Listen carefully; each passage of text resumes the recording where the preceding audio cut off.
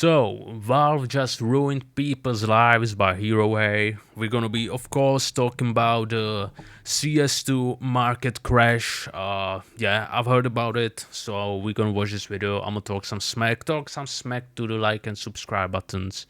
Let's do this. So you might be aware that there's a giant market for Counter-Strike skins. And Valve just made a huge update to the way that system works that has caused a lot of people to lose a lot of money.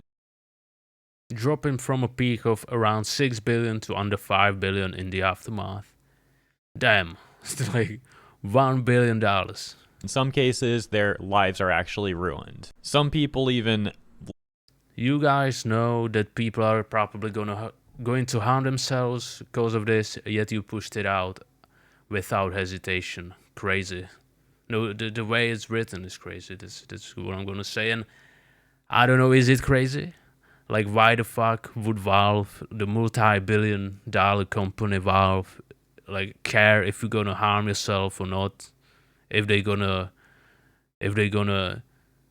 basically decrease the value of your inventory by 90%, like, I think that's the last thing they care about, you know what I'm saying? And if you thought they care about you or your well-being, you're just delusional, brother. It is what it is. Literally taking their own lives over this, apparently. I'll explain what went down a bit more in a second. A Chinese student died after jumping off a building today due to the new CS2 item update policy. Well, that sucks. I mean, condolences to everyone involved, obviously, but let's be honest, let's be blunt. Investing into video game items, in-game items, cosmetics, whatever, in-game currency that's a slippery slope. You have absolutely no power. It's not, it's not like cryptocurrency. It's not stock market or whatever. You're absolutely unprotected. The developers of the game can do whatever they want with the items and cosmetics that you bought, and they can decrease the value of them. They can just flood the market with the exact same items for free and destroy your portfolio. You played with fire and you got burned. That's what happens usually. You know what I'm saying? Like, yeah, it's obviously sad, but you played yourself. And by the way, even if you go really broke, if you had it good and you go really broke, it's not a reason to end your life because of this. I mean, you can always rebuild, you can always get better, you can take this as a lesson. I know it's kind of easy for me to say, hey, you lost hundreds of thousands of dollars, take it as a lesson, but you made it once, you might make it again. Just if you feel bad, talk to a psychiatrist or a therapist or something. It's not weakness or anything. Just reach out. This change doesn't make Valve evil. Valve probably sees this change as a way of making more money, but also benefiting the majority of players.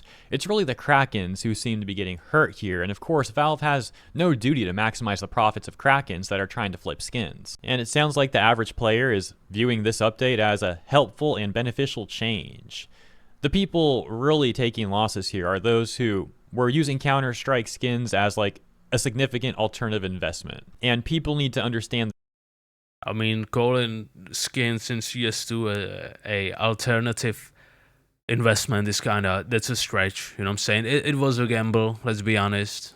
Putting money in something like this, that's a gamble and always gonna be a gamble, So yeah, I don't think I would call anything like this a alternative investment. I think it's a gamble.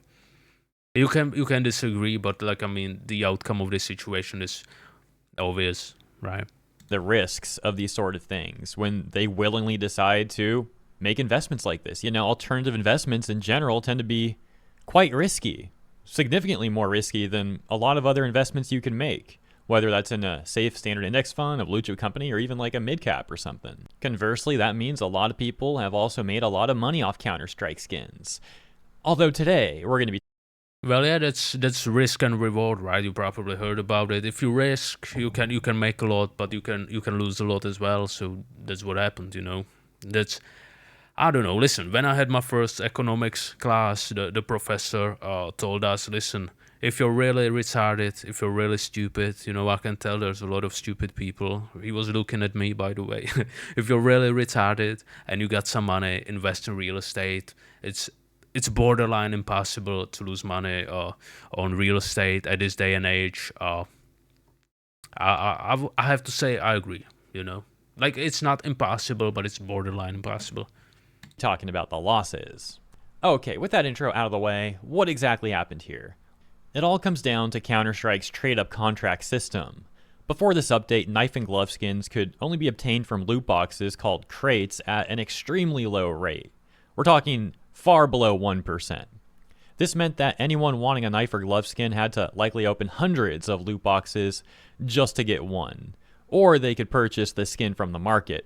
Of course, these skins went for a lot of money to say the least, and so Krakens would gamble on loot boxes to try and open these skins, or buy some from the market to try and flip for profit. However, with this new update, a new way of obtaining knife and glove skins was added via the trade-up contract system, as now players can trade in their lower rarity red items up into gold rarity, which is the rarity tier that knives and gloves are in. And so this new method of obtaining them allows... Okay, I get it. So if you're gonna gamble, like I don't know, like $50, and you ain't gonna win a knife, you're gonna win like I don't know, 10, red tier, red star, whatever, red tier guns. You can train them up, you can stack them on top of each other and get a knife. Hence, the value of knives and gloves, and I guess overall the gold, gold level items just dropped significantly. But I guess that this is gonna prevent people from, being addicted to gambling, right? Because like from now on, you don't have to gamble and gamble and gamble to get something good. You can just trade or whatever. So I think this is like a good change, not only for the players but like for society as well. Because yeah, I think that this change will reduce the number of people, being addicted to gambling because of CS2. That's what I'm trying to say. Does it make sense? I think it does. players to circumvent the prior methods that required opening an absurd amount of loot boxes or making that direct marketplace purchase. This resulting in an influx of knives and gloves and crashing the knife glove market. On the flip side, though, many players with lower rarity reds are seeing their assets get a bit of a boost in price as their usefulness just skyrocketed. Yeah, because you can trade them up for the knife. Okay, that's pretty cool. Nevertheless, this has led to some tragedies already, where, for example, allegedly a Chinese student jumped off a building today after this update, destroyed their Counter-Strike portfolio, so to speak. And this set of messages that's been getting shared around the internet now, which reads, "This is the end, I'm reset. I've been developing a Steam trading strategy for a long time. I have about 40 different knives in my inventory, from a Navaja to a Doppler butterfly. Now they'll all cost 0, thanks to the new update." A follow-up message reading, "On behalf of the You can't blame Valve though. You know what I'm saying? Like, Valve is gonna do what's best for Valve. What's gonna make him the most, the biggest amount of money. What's gonna, make the game, better, so that more people are willing to play it. Like, I think that betting on Valve, protecting your investment is kind of crazy. Again, stupid decision. Suoka community, I would like to sadly announce that our main admin took their life during a live Discord conversation. Our condolences go out to his family. Take care of yourselves and your loved ones. It's certainly a tragedy, as mentioned. People really need to be careful with the sort of investments they make, especially if they're putting a significant amount of money, or maybe even they're putting in all of their investment money into one asset, especially if that asset is Counter-Strike skins. Let me know what you guys think about all this in the comments, though. That is the news.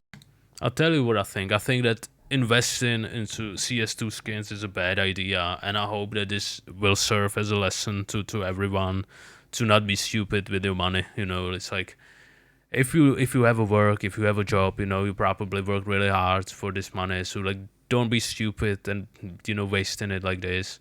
Come on. If you don't know what to do, hire and like a financial advisor or whatever. Like, I think it's a good idea. Yeah, that's it. My name is Franny, Nailo Granny. Like and subscribe. See you later.